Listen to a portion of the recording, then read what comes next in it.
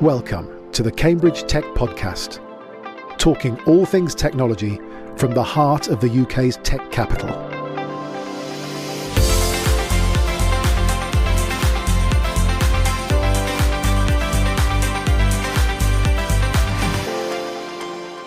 Here are your hosts, Faye Holland and James Parton.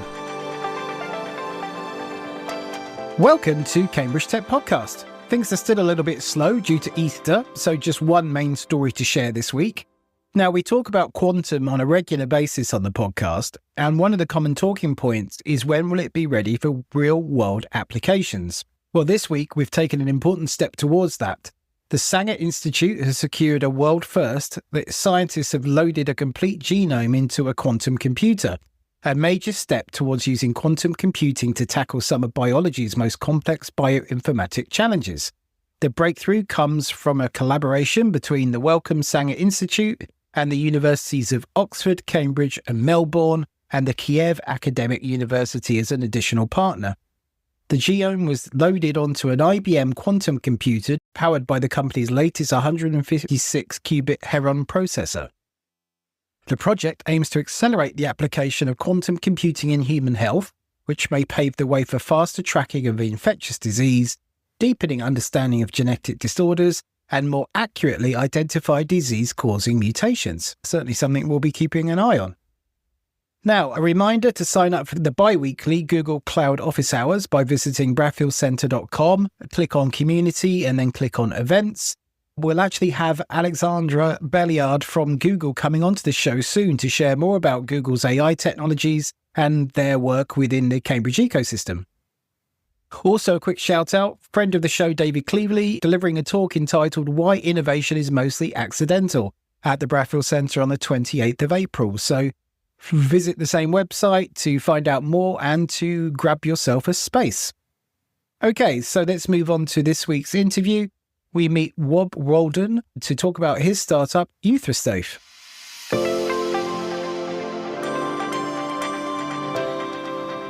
Hi, Rob. Welcome to Cambridge Tech Podcast. It's great to have you with us today. So why don't you just start by introducing yourself and telling us a little bit about yourself? Sure. My name's Rob Walden. I co-founded a business called Engineering the Blue after nearly 30 years in Cambridge with a co-founder that I met a long time ago. We're a tech consulting business that does venture building and things like that. And I'm very happy to talk about how we got to where we are and what we're doing at the moment. Excellent. Yeah, we'll definitely dive into that. So, Rob, you've lived and worked your whole life in Cambridge. How's the city shaped you, both professionally and personally, do you think? So I came to Cambridge in 1995 on a placement year from university. So I studied aerospace engineering at Loughborough and I came to work for Marshall Aerospace. So back in 1995, Marshall Aerospace was a company that was involved in most of the world's big aircraft programs to some level. And there was a busy design office with 350 people in it. And it was a great place to learn as a youngster without that highly regulated environment and things like that. So I liked Cambridge, found Cambridge a very interesting place to be. So I went and finished my degree and came back to Cambridge, found a partner in Cambridge, lived in Cambridge, got married, had kids, all those things. And I've been in Cambridge ever since. So I stayed with Marshalls until 2010. And then went and worked in London for Podpoint. Podpoint was a startup when I joined it, so I think I was number 5 on the payroll at Podpoint. And then I stayed at Podpoint until a year after the sale of Podpoint to EDF. So that was 2021. And then I founded this new business with my co-founder, Steph. So sort of a long journey, but really 2 big things in my career, 15 years at Marshalls and then 10 years at Podpoint. Yeah, so let's pick both of those just a little bit more then. You said you were in Marshalls from the mid-90s. And I guess there you were working on a whole range of different things. So what did being in that environment teach you? You'd come in from academia, you've then landed, excuse the pun, landed at Marshalls. What did that environment teach you about engineering at scale, and what your responsibility was as an engineer? The aircraft industry obviously is highly regulated. They're big teams of people and often international teams and multiple contractors and subcontractors in them. So you learn to be very organised. You learn to communicate well because all of those projects require lots of organisation and communication. I work with customers all over the world, so Spain, Denmark, America, New Zealand. So I travelled around a lot with Marshalls as well. It was a great place to sort of get all of those experiences and be part of teams with people that had seen and done lots of things all around the world, really. It was a relatively low-tech place when I joined. I can't say that's probably not fair. First joined Marshalls, we were drawing on drawing boards with a pencil. It seems antique now, but that was how aircraft were designed at the time and the work we were doing at the time. It all changed in my 15 years there to CAD systems and computer-aided manufacturing and stuff. So Marshalls evolved a lot in that time as well. The big projects I was involved in was an autopilot for South Africa. So that was a supplier in France and a customer in South Africa and an aeroplane in Cambridge and a very international team speaking often 3 different languages. So that was quite interesting. And then later on, a big project for Boeing, building fuel tanks for the Boeing 777. A lot of that fuel system was designed and made in Cambridge, which people don't really know. Actually, it's quite a surprising thing, the things that Marshalls used to do. Yeah, and there's nothing wrong with a pen and paper, by the way. I'm still a huge advocate of writing things down. Talking about the Cambridge, the city and the ecosystem in Cambridge, one of the fun things when we were chatting in the preparation for this interview, you mentioned Shai's Enterprise Tuesdays, and we've obviously had Shai as a guest on the podcast before. And bizarrely, as I was typing up my notes from our conversation, as I literally typed his name, he tapped on the side. Sense. He tapped on the side of the office glass, and it was very odd. He just popped into the Bradfield Centre. But talk to us about the importance of Enterprise Tuesday and the entrepreneurial kind of culture in Cambridge, and what spark that triggered in you from switching from more of a, I guess you could say, a corporate role at Marshalls into that interest in entrepreneurship. Yeah, sure. So I was always interested in business and how businesses make money and businesses make things happen. I stumbled upon Enterprise Tuesday. So I used to sneak into lectures in Cambridge in the afternoons and evenings when I wasn't at work. When I was younger, I looked more like a student.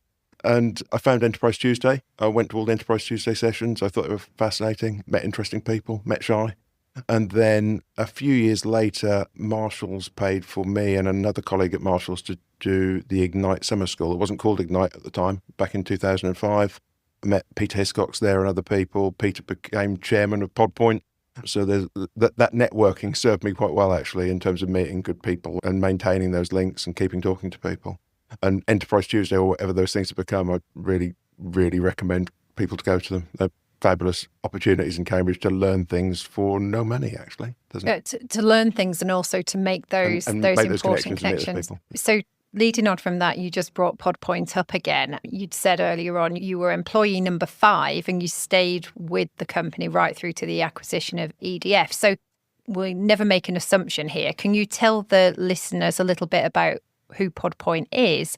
And then what was it like being in a company that was building a marketplace from scratch? Sure. PodPoint was one of the very early companies building EV charging systems in the UK. So I joined in October 2010. There were a very small number of EVs on the road in the UK in October 2010. Okay. Almost a vanishingly small number. It was an event if you saw one. So I started in a sales and business development role for PodPoint, and then that role evolved over time into an operations role, and then finally a tech director role looking after hardware development and supply chain and things like that. I think I moved there from Marshalls. So I moved from an organization of thousands of people where there were offices, systems, processes to do everything, to an office with 5 of us where if anything needed doing, one of the 5 of us had to do it. And that was a fascinating experience. I enjoyed it because you are your own boss. It's all in your gift to make things happen, right? PodPoint was... I enjoyed nearly every minute of my time at PodPoint and seeing that business grow. I think I remember us hiring our first electrician. When I left, there were 70, 80, 90 of them. I remember us setting up contracts with factories and wondering how we'd sell the 300 products we ordered, and then we were building hundreds a day towards the end of the time there. So I remember all of those changes. And it's interesting how the problems evolve over time. One memorable day, the factory rang and said, "We can't ship all your product because it won't fit in the courier van that's arrived to collect it." And it's not a problem you envisage having because you think those things get solved. And we fix those problems bit by bit as you go and built a very successful team of people to do it. As I say, I stayed until EDF and Legal & General bought the business in Feb 2020. And then I stayed for a year. So really exciting times. I intended to commute into London for 3 years when I took the job in 2010. And it took 11. Yeah. The entrepreneurial journey and the innovation journey is not always smooth. I think we were raring to go and the cars didn't come, and that slows it all down, right? You have to wait. Yeah, that was going to be my kind of follow-up question. I mean, being so early in a market and building like the enabling technology for when the demand isn't there, what kind of lessons or challenges did you go through in terms of convincing people that this market actually had potential? I think a few things. The regulatory environment isn't there. So you have to be prepared to talk to regulators and help define that regulatory environment. You have to be prepared as a tiny company to argue with regulators and say, well, actually, we want to do something different that's not necessarily covered by the regulations and find a route through that. So that's a real thing that happened. When it slows down and when it isn't going your way, you have to dig deep and do that. And we were quite good at maintaining that enthusiasm even when things were not necessarily going particularly well, in terms of the way we wanted the market, the way we wanted the market to grow and the way we want things to happen. So that was quite an interesting. Well, it's a very interesting journey. As I say, I loved nearly every minute of it. That's brilliant. Great insights there. So you then, after PodPoint, you mentioned that you then founded Engineering the Blue. So what made you want to change from that startup environment that you clearly loved into more of a consulting kind of function? Sure. So I did some technical consulting at Marshall's, so I was familiar with that environment. I think I wanted to do startup again. I enjoyed that early stage business sort of journey. What we're trying to do at Engineering the Blue is venture building. So we will take on any part of an innovation journey. We've done project turnarounds for people. We've done our own in-house innovation. We've worked with academia on innovation. So we've done multiple different projects that one of which at the moment we're trying to spin out of the Royal Veterinary College. So that's the beginning of my conversation with James. So those things are quite interesting to me and to my co-founder. We quite like that startup environment of, oh, well, actually, there are only the five of us. So how do we solve this problem, right? We've got to figure it out with the limited resources we have. And we want to build businesses and projects and products and things that help people. We're engineers at heart, and that's what we like to do. So you're getting the best of both worlds. Yeah, indeed. So that nicely brings us up to today. So in true Cambridge style, it was a chance conversation with a colleague that you've known for years that resulted in the idea for EuthSafe. So can you tell that story and explain what immediately stood out for you? It's a bit of Cambridge serendipity and those long links and soft links you have with people. So bizarrely, the first guy that I worked with when I walked in the door at Marshall's in 1995 was a fellow Loughborough graduate who had been at Marshall's and elsewhere in the industry for a number of years. So he's a good deal older than me. He's now retired and lives near Bury St Edmunds. I was visiting him to talk to him, and I was standing in his garage talking, and a vet walked in and started talking about the problem of securing controlled drugs in veterinary practice. That chance conversation led to a meeting with Professor Stuart Reid at the Royal Veterinary College. Stuart had come up with the concept for a lockable box that secured those drugs. Because of a tragedy in veterinary practice, which is the increased numbers of death by suicide in the veterinary community, usually as a result of misuse of drugs intended for animals. So Stuart had come up with the idea and was looking for collaborators to make something happen. We had some good conversations that resulted in some money coming from the Royal Veterinary College to us to develop a product and run some trials. We're now trying to spin that business out of RVC to scale it up and supply these systems to vets. But it goes back 30-something years to the first guy I ever met at Marshall's and keeping in touch with him. A really strange course of events, and if I'd have been 10 minutes earlier or later, it possibly wouldn't have happened. And it's always, it never ceases to amaze me, the conversations that we have on this podcast and where the embryo for an idea comes from. And there are many different instances, but I guess here it's the conversation I know you had with James preparing for the episode is that fact you've just said about suicide rates 2 to 4 times higher than the general population within vets. So it seems something has to be done. And that, I guess that was the impetus for doing it because of the conversation that you had. But what do you think in terms of developing new ideas and them having a root cause like that you're trying to address? Yeah, I think it was something that I can pull on experience from PodPoint, and it's a similar thing. So we like to look at the meeting points or overlap between different industries. So if you think about PodPoint, you had the vehicle industry, the electricity industry, and the built environment industry, and the three didn't necessarily talk to each other very much. And we were trying to do something that overlapped all three. For vets don't necessarily do technology or innovation. And again, just trying to join up. We're trying to innovate a new thing, and it involves bringing some technology to play into the veterinary environment. So I think that was part of that journey, identifying there's opportunity here because we know something. We know about designing product and highly regulated industries and controlled systems and like Internet of Things type thinking. The vets know about their problem and the need to how they handle these controlled drugs. And then seeing that there is a market opportunity for it. It isn't just an interesting academic exercise. There is a market opportunity here because the same problem exists in Europe, in North America. So we can potentially come up with something that's going to scale in quite an interesting way. It made sense to us to get involved because we could see the additional benefit, if you like, of doing that work.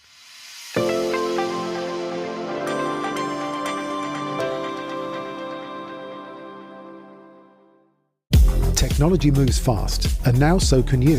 Discover Polestar, the all-electric performance brand vehicles redefining how we drive.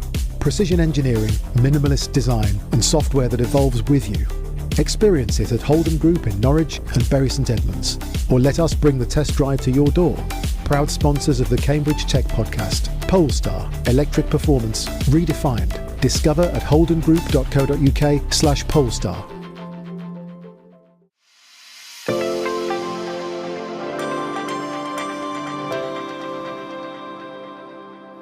So in that conversation, you explained to me that within the veterinary practice, there's quite strict controls around access to those drugs. But once the vet goes into the field, it's a lot looser, I guess, in terms of access and controls. So maybe for the benefit of listeners that didn't have that chance to have that conversation with you, you could explain how that works today and why it hasn't been addressed sooner. Yeah, sure. So vets are often lone workers, so will often be out treating an animal on their own.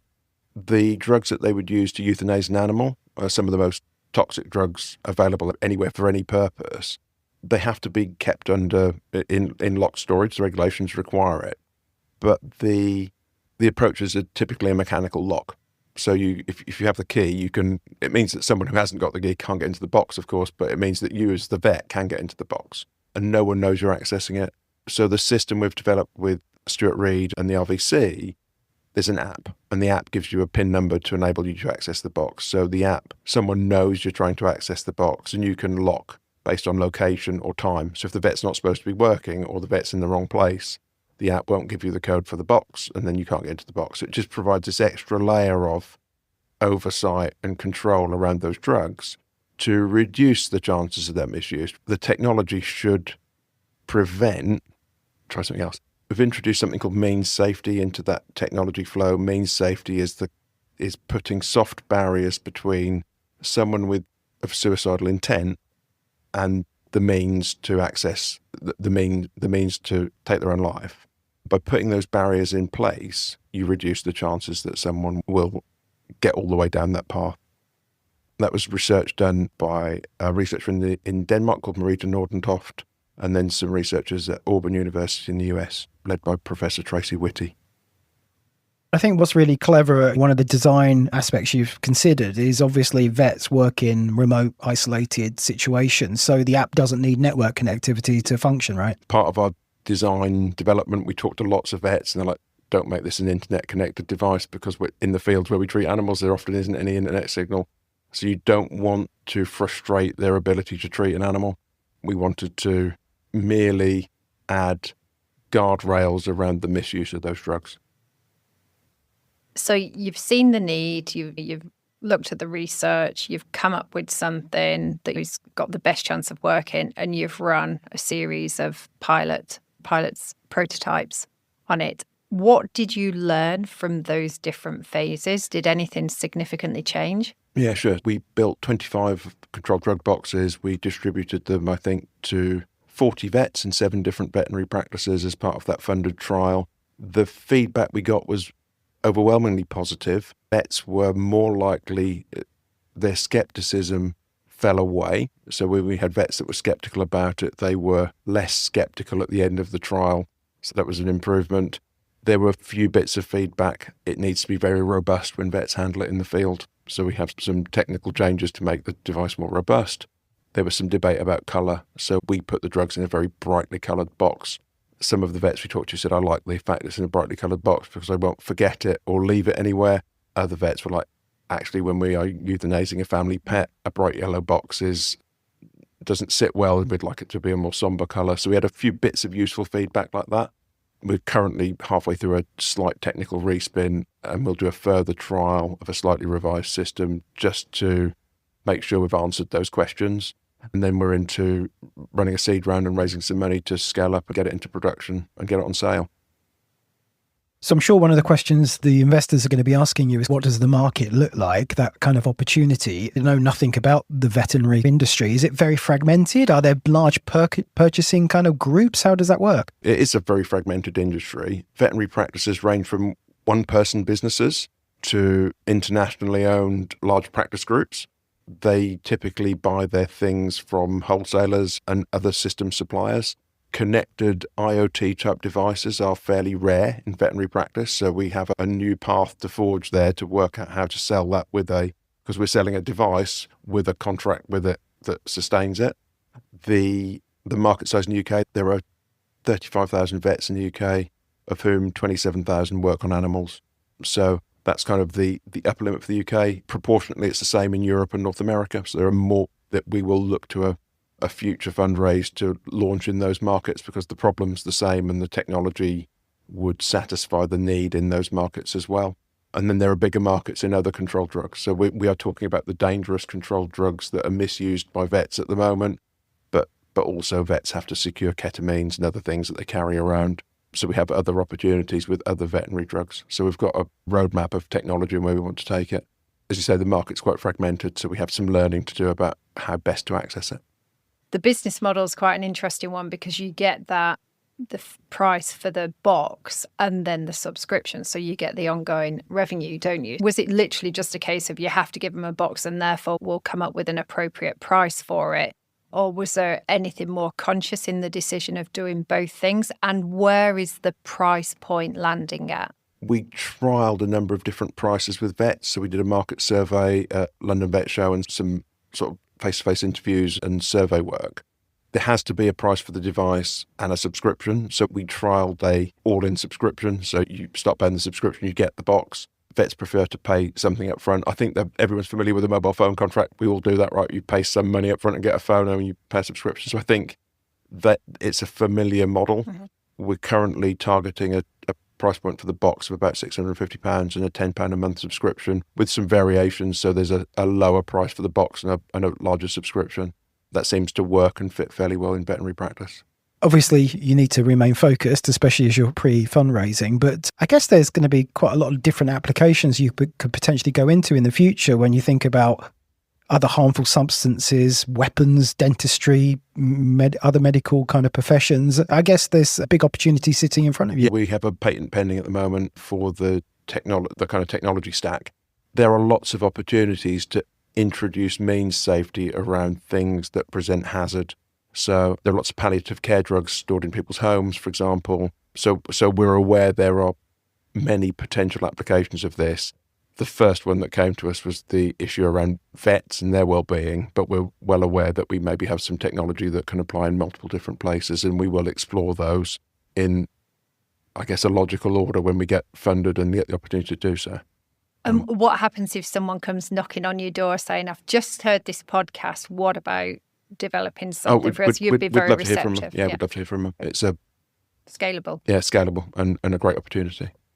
So right at the beginning of the conversation, we talked about your personal journey and how you took advantage of the Cambridge ecosystem. How is Cambridge helping Euthasafe at this stage of its development? Yeah, so I think Cambridge is a great place to develop this kind of technology. I think I said that to you when we first spoke, James. So we found nearly all of our suppliers within 50 miles of Cambridge, and most of them within 20 miles of Cambridge. There are plenty of people around here that can make things. So having that knowledge of the local supply chain, in part because of my time at Marshall's and also because I'm nosy and like to look around industrial estates and see who can make what. It's a really useful place to do this. There are plenty of small suppliers around as well. If you need some help designing a circuit board, you need some help designing a piece of plastic, you can find people in the Bradfield Centre in St John's, in other places that can help you with that work. And I think we've lent quite heavily on that local network of people, both in this project and with other projects that we've done. It's a fab place to do that kind of work, actually. I think it's fairly unique. I don't think it's the same everywhere. I think it's a Cambridge thing. It's interesting. It's telling the story again, isn't it? I know that the Cambridge and Peterborough Combined Authority, the Cambridge Chamber of Commerce, they're constantly trying to showcase the businesses that are within the local supply chain. And Marshalls is a great example of supporting the subcontractors and other people that can help the business. Why don't you think that story gets told enough? I think possibly people don't know. For the smaller fabricators around that design and make things on the industrial estates in Haverhill and Newmarket and in the surrounding area, I think it's hard for them to get that story out. There's no central catalogue of them. It's not like maybe not events for them. I don't know. I went to the Southern Manufacturing Show in Farnborough last week. There's a room full of hundreds of businesses that make things, everything from folded pieces of metal to circuit boards and electronics. We don't seem to have a show like that in Cambridge. There doesn't seem to be an event like that in Cambridge. So maybe that's a thing that the ecosystem should think about, to bring all those people together and so I don't have to drive to Farnborough to meet suppliers. I could maybe drive to somewhere in Cambridge to do it. That would be kind of useful. Yeah, no, I think that's a great idea. So you touched on them. Fundraising is, I guess, a next big milestone in the company's development. What kind of investors are you talking to? What kind of size of round are you looking to raise? And what will that money allow you to do? We're looking to raise £850,000. That should get us to a steady state and profitability in the UK. So device finished and certified in production, team built to deploy it and sell it in the UK. We're looking for angel investors with a connection, hopefully, to the veterinary world. So we've had some advice from some angels and things that if we can find angel vets to do this, that would be a good start, because a vet putting their own money into it says that it's supported by the profession and the community. There are some angel networks around for vets and some animal health angel networks. So we're talking to some of those. We'll talk to some of the other people in the Cambridge ecosystem about it, because the other uses of that technology, that this might end up being something that the vet part is a relatively small part of eventually, but for the moment it's our main thrust. We talk a lot about deep tech companies in Cambridge, but we do have vet and companies as well, like VetCT with Victoria Johnson was acquired a good few years ago now. So there is some expertise in the ecosystem that I think you can also tap into. So as part of the plans, are you going to be recruiting? Are you looking at expanding as the team? So our model is we will need to recruit a team to do most of this work. We're a small team at the moment. We cover multiple roles, all of us. So that funding will enable us to recruit people that are dedicated to doing this full-time and scaling that business up. So we know the people we're looking for, but marketing people, tech people, operational people, that we need to build a full functioning business with that money. And just reflecting on what you said during your time at Pod Point, having that kind of maintaining enthusiasm during those kind of challenging times when you were pre-market and trying to sell the vision, I guess. With the new business, it's a very deeply human problem you're solving, right? So you are going to directly save lives with this kind of product. So that must keep you motivated to keep the mission going. Yeah, absolutely. I think if this saves lives, it's an absolutely worthwhile thing to do. And we're aware that there's a real problem there. And if we can do something about it and use technology to do something about it, that's a really worthwhile thing to spend time on. Rob, it's been fascinating talking to you. I guess my last question for you is looking back at all of the different experiences that you've had. What advice would you give to someone else who's listening that's maybe thinking of setting something up that can help some big societal problem? I think the networking is key. So talk to lots of people. All advice is good advice. So we endlessly talk to people about our project and what we're trying to do to get feedback and try to understand. So I think the networking is really good.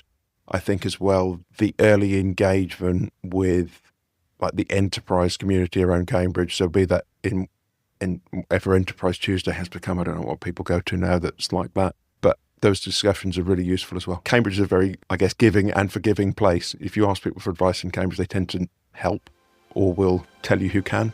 That's one of my bits of advice. Talk to people and they will invariably send you somewhere to get some good advice if they can't help themselves. Yeah, that's great advice. Thank you so much for sharing it with us, and thanks for being with us today. That's a pleasure. Thank you.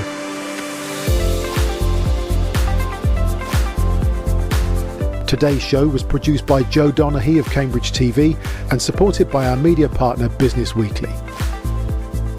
The Cambridge Tech Podcast is available on all major podcast platforms and on cambridgetechpodcast.com. If you've enjoyed this podcast, please give it a 5-star review.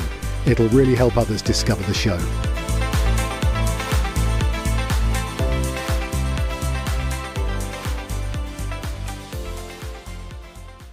Now you can get directly involved with the show. Leave us up to 60 seconds of audio by visiting cambridgetechpodcast.com on your computer or phone and click Call the Show from the menu. Send us your news items, events to promote, leave us feedback or suggest a guest.